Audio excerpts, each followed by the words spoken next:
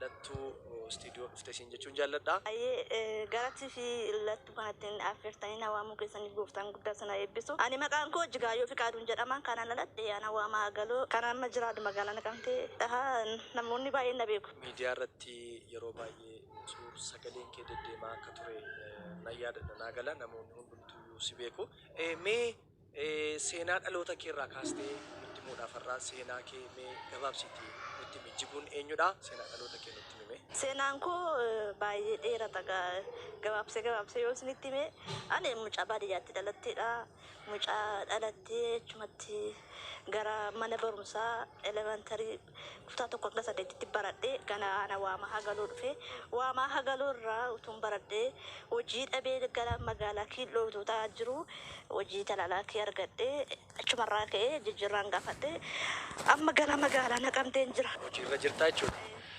Mee maal hojjechaa turtee fi maal hojjechaa akka jirtullee iddoo hojii kee maal hojjechaa akka jirtu mee dhaggeeffattoota keenyaa fi xinnoo isheetu irraa haasofte. Amma kanan hojjechaa jiru siivil sarvisiidha.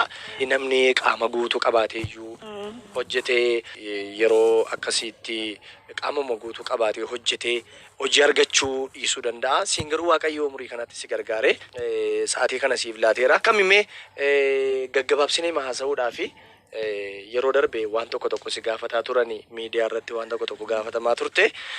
Mee haala gaa'ila kee maalirra jirtame haala gaa'ila kee nutti himi jechuudha. Haalli gaa'ila koo bara jiraadhee dhufee kaasee tuma wanti baay'een na mudatu wanta baay'een dhufee wanta baay'een na dura goraa ture wanta baay'een qabamaan ture darbee 2015 darbuun dadhabee akka tasaan mudannoo addaatu narra ga'ee innis maayidha beektaa ani akkuma beekamu akkuma dhugaasaa haasoo ishee yoon barbaade nanaasaa silkiin naa dawwalama FB nan fayyadama TikTokii nan fayyadama meesejiilee naa ijoolleen na faana haasa'u miidiyaalee hawaasaa garaa miidiyaa waan garaagaraa nan fayyadama. Egaa wantoota baay'ee durboota keenya yookaan shamarroota keenyaaf illee ergaa dhadhaamaa ture 2015 ga'ee mudannoo keessaa bahuu hin dandeenye nan mudatame. 2015 isuma amma keessa jirru kana. Gaafa 13 ji'a 4 2015. Guyyaa 13 ji'a 4 2015. 2015. Innaa silkiin tokko Addis Abaabaa naa dawwalame. Okay. Naa dawwalame innaa seenaa sanatti taasee maqaa isaa nattaasee mucaan nattaasuu kun ani isa iyyuu hin beeku innis nan beeku silkuma koo fudhatee silkuma koo fudhatee naa dawwalee irraa fudhattee yeroo jedhu mucaa biyya kee tokkotu Addis Ababaa safara piyaasaa kan jirti mana nyaataa keessaa kan hojjettu jirti isheen naa laatee ishee immoo ishee wajjin yeroo baay'ee yeroo Finfinnee dhuftu ishee bukkeen bultaa ishee bukkeetti si argan garuu nan agarre silkii koo ishirraa fudhate malee isa si dawwalu kanatu mucaa hiriyaa keerraan fudhadhee siin jedha mucaa waa mahagaloo irraa fudhate mucaa waa mahagaloo irraa boleettiin qammallee Yemeniin jirti biyya alaa baate ishirraa fudhate naa dawwalee naani ani maqaan koo Taakkalee Tafarraa Araggaan jedhama. Okay, gaafa si bilbilu jechuudha. Ishee obboleessa koo hin jedheeni. Innaa gaa'illi na cababaraa ture wanta baay'ee na mudataa ture amma garuu naa Waaqayyo natti fakkaata si ergeellee beeku silkii kee yeroo ishee wajjin haasoftu maqaa Waaqayyo haasa'uu jaallattu jajjabaadhu waliin jettu bakka sin jaalladhee naan jedheen naan guyyaa sanas kan dhaga'u Waaqayyoodha har'as kan argaa jiru Waaqayyoodha ejjigaayyoonni maal akka taate beektaa kan jaalalaaf gaafattu hin jedheeni. Jalqaba gaafattee jechuudha. Utuu sin argin dura jaalalaaf si gaafate ergasii booddaati immoo ejjigaayyoon maal akka taate hin beektaa jaalalaaf kan gaafattu. Ejjigaayyoon maal akka taate beektaa kamitti jaallatta utuu maalummaa isheen beekin kamitti jaallatta sagaleen bu'aa maalii sii qaba jecha danda'uun bu'aa maalii sii qaba hin jedheeni. Tole. Jennaan yaada wal qabee obboleessa koo dhiisiin jedhee akka gootu hin jedheen Waaqayyo raagaadha guyyaa sanas gurri Waaqayyo dhagayeera har'as Waaqayyo nagaa piroofaayilii koo paaswoordii koo wajjin allaaddeef. isaaf jechuudha. Profaayila feesbuukii kee paaswoordii isaa sitti himtee jecha darbii isaatti himtee wajjin hin kenniteef jechuudha isaaf. Naadhii sure akka mucaan kun natti cabee bor natti sammuu samii natti miidhamne jedhee lallaatee fi maqaan nan si jaalladheera sinniisu eree suuraan koo babbareeda waan ta'eef egaa sinniisure guyyaa gaafa naa dawwaluu kaasee torbe tokko tuun fitin Finfinneedhaa dhufa. Torban tokko tuun fitin si bilbilee ka'ee Finfinneedhaa gara magaalaa Naqamtee dhufa. Asii argu malee dandeen jiraadhu. Maalu ati nama akkamiiraa kan Finfinneedhaa baatee dhuftu kuni ani sin jaallanne sin barbaadu si maatii koo keessaa nama kurnaffaratti na laadde haati koo akka achi argiteetti abbaan koo akaakilee arganiiru obbolaa koo obboleettiin koo heerumsifattee obboleessi koo mucaasaa fuusifatee qaba an rakkoo dhalaas rakkoo eerumaas rakkoo maalis hin qabu wal horree jirraa baay'ina keessa jira baay'annees jirraa hin barbaadu nana gare waan ta'eef ani hin barbaadu jedhee nan dhufadhee. Inni dhufee yeroo dhufu obboleettii koo Wallaggaa Yuunivarsiitii afaaniin kan baranaa eebbifamtu boontu ishee wajjin dhannee fuune. Gara magaalaa Naqamtee dhufee. Attanii fuutan.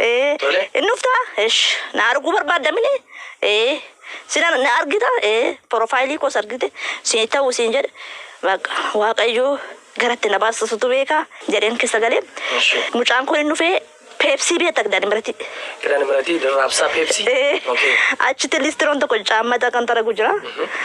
Achitti bu'ee taa'ee na eege. Yerumaan gibbiidhaa gadi ba'uu namni koo wayyaan koo miilli koo nurgufamee fuuchuudhaaf. Tole. Kottu na fuudhi kanaan jedhe.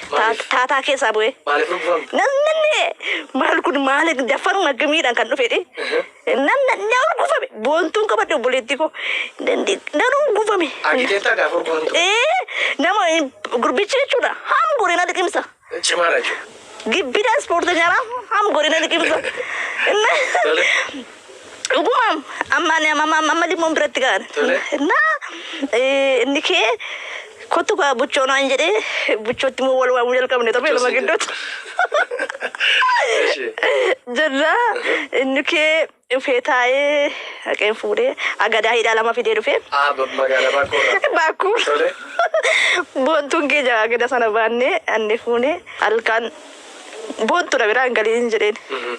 Na biraan gali malee kan na soraadha qaltee na baddii yoo kuni jedhe. Namichi shakkitee. Tole. Qaltee na baddii kuni na biraan galiin naan is bakka.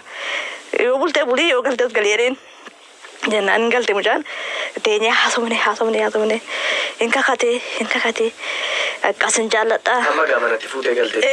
Erga manatti fuutee galtee booddee seenaa jireenya keetti himtee. Marii jaalalaatti kaane. Marii jaalalaatti kaane. Marii jaalalaatti kaane akka miidhagaa kun ogaa wal faana nyaanne irraa mana koos dhufteetta kun ogaa manni kooka kanaa kiraayeen kooka kanaa lafa kanaa dhangalaa. Nyaatteetta gaa dhugdeetta gaa jigaayyuun kana gaa akkamidha akka karoorri kee fala gara fuulduraa ani sin jaalladhu sin miidhu karaa keetti gufuun ta'uu bornatti miidhamta bakka ayinaan jettee tiraanspoortii gubdee natti miidhamtee karaa koorratti bor gufuun narra ga'uurra jedheen sitti mee uftee gaa jennaan ani sin dhiisodhe. Ani sin dhiisu gaafa inni jedhu kuni 13 ji'a 2015dha. Gaafa inni dhufe mana koo. Gaafa inni dhufe mana kee. Gaafa mana koo dhufe. 13 ji'a 2015 dhufe wal faana turre. Gaafa dhufe sana matu dubbattu gaafa dhufe sana erga waan baay'ee haasoftanii booddee waan irratti waliin galle qabdu. Waan natti kaasee sin qabu. Na arguu barbaaddaa kun kaayyoo ma jiru na arguu barbaadee dhaqee man fuudhee bakka. Akka karaa kufa akka tuunni bahee narraa bulee bakkeen jaalladha. Waan gochuu keenyatti fakkaata waan ta'eef. Maali dhuguma jaalalaaf waan si bira dhufe. Natti fakkaatu maali hin fakkaatu gaa anaaf inni wali bukkeetti profaayilii keenya ilaaluu dandeessa. Hin fakkaatu akka yaada koofiftuu yeroo sana nyaata isaa nyaateera waan ta'eef tuu ka'ee deemee ni jaalladha. Deemuu dhiisee mucaan rafee.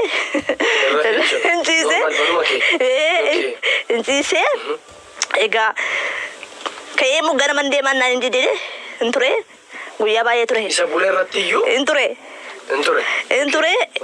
Maal waaqayyoon jedhan sammuu koo janjanna gama bakka baranaan badee amma kana baadhee dhufe amma kana jiraadhee dhufe baranaan badee jedhee egaa sanas kana ta'u dhugaa jiru ani taaseeras itti galtee jechuudha gara jaalala sanaatti eenyutti maqaasaa Taakkalee Tafarraa Araggaa wajjin jaalala jalqabdanii jechuudha gaafa jaalala jalqabdan kana wal quunnamtiin garaagaraa hin jiraata namma akkan si ilaalutti amma sa'aatii kana akkan si ilaalutti dadhabbii guddaadha kanatti qabdu si biraa erga deemeeti moo amma ulfikee baay'ee guddateera argaan jira baay'ee ulfikee guddateera seenaa isaa jiru natti himee egaa dhugaa natti fakkaate keessan gale keessan galee utuma wajjin jirru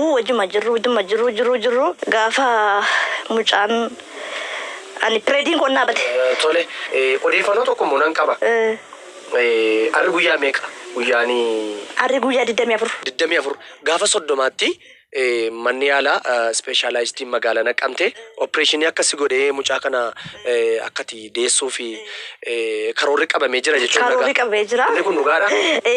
Gaafa kudhan gaafa tokko edeen gaddan naqee kudhan gaafa tokko sadeen gadda sakura tokko fatti galu kanu kan galuuf jechaa jiru kana jechuudha. Na safaranii dubartiin tokko gaafa deessu torbee 36dha.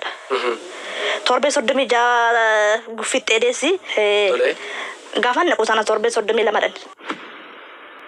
Egaa haga gootu qoricha maqaa tokko maqaaree kookaa wajjin baxabbaxee dhugee. Maal fayyada jedhe qorichichi? Mucaa baasa. Mucaa of keessaa baasiidha? Innaan maal jedhaman jedheen kookaa fi kikniini sana gurguddaadha mana yaalaa deemi bitiiti walitti baxabbaxee dhugii naan jedhe. Dargaggee booddee mucaa baasee. Atoo maal deemte? Innaan kan biraa waan jedheen inna keetii birrinsii gashaatii dooktarii bukkeera keetii na keessaa baasaa jedhe. Malee dhuftuun jedheen dhugaadhaan dhufuudha narrattis hin dawwaliin jedhe. Jennaan ani garuu jedheen sirrattis hin dawwaluun jedheen sin barbaadus hin jedheen mucaa kana naa laate taanaan waaqayyo warra hojjaa dheeraan dhowwataa warra deemanii lafa riyaa isaanii gaa meeqa dhabee waldaa araaraa bataa jigaayoo keessa inni kana pireedii dhaabee inni kana keessa kaa'ee lubbuu koo baasuun miti maqaa itti naa dhoofsisuufidha hin baasuun jedheen. Hin baasuutti kanarratti wal dhabdanii jennaan waan tokko walii galale hin baasta taanaan arrayyuu si bu'uudhaan jira hin baastu naan jetta taanaan immoo hin dhufuudhe. Jigaayoo maal akka taate beektaa ati gola haadha kee keessa si buuchuun nan danda'a miidiyaa meeqaan na beekaa min jedheen. Jigaayoo afaanii funyaan gidduu gootee ilaalinati gola haadha keessa si buuchuun nan danda'ani miidiyaa meeqaan na beekaa. Namoonni baay'een iddoo guddaa naa qabu nan beeka kanaafi si kadhachuuf jira osoo hin taane ilmoo namaa ta'uu ishee itti gammadiiti waama dabukkee dhaabbattu yookiin immoo akkuma dhugaasaa namni Oromoon yookiin abbaan keenya haati keenya namoonni ol ta'an baran malee akka beekan naa godhi malee addaggeen an taasisa dadaraa situun salphisee akkuma salphatti kanatti maqaa kun balleessanii jedheen jennaan lakkee jennaan mucaan kee shawaa lixaa anaa baakkoodha. Shawalita? Ana wako tibbee. Shoboka manni isaanii.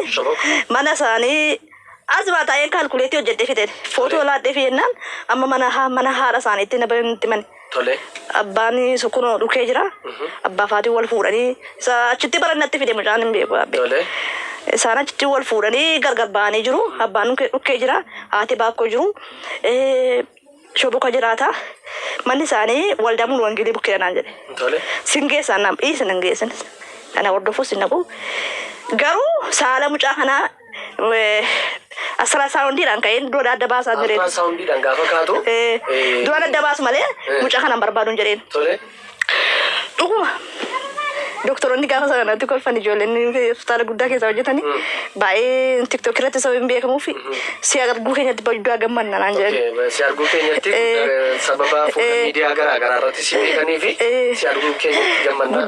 Guddaa gammanna. Ani immoo saka kanatti dhiphatee dhagayyuu hin beeku si arguu keenyatti guddaa gammanna. Hin deessa.